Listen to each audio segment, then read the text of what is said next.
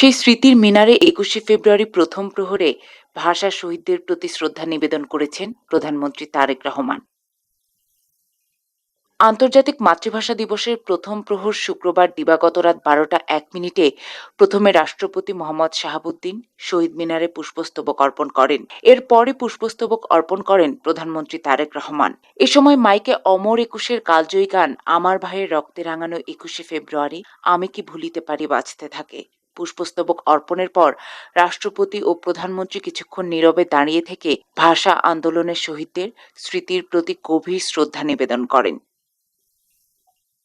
প্রধানমন্ত্রী তারেক রহমান শ্রদ্ধা নিবেদন শেষে ভাষা শহীদদের জন্য দোয়া ও মোনাজাত করেন। ঢাকা বিশ্ববিদ্যালয় কেন্দ্রীয় মসজিদের খতিব নাজির মাহমুদ এই দোয়া ও মোনাজাত পরিচালনা করেন। এরপর মন্ত্রিপরিষদের সদস্যদের নিয়ে শ্রদ্ধা নিবেদন করেন প্রধানমন্ত্রী তারেক রহমান। পরে বিএনপির চেয়ারম্যান হিসেবে দলের স্থায়ী কমিটির সদস্যদের নিয়েও পুষ্পস্তবক অর্পণ করেন তিনি। এরপর স্ত্রী জুবাইদা রহমান ও মেয়ে জাইমা রহমানকে সঙ্গে নিয়ে ভাষা শহীদদের প্রতি শ্রদ্ধা জানান প্রধানমন্ত্রী তারেক রহমান। একুশের প্রথম প্রহরে শ্রদ্ধা নিবেদনের জন্য কেন্দ্রীয় শহীদ মিনার এলাকায় কয়েক স্তরে নিরাপত্তা ব্যবস্থা দেওয়া হয়েছে গতকাল থেকেই।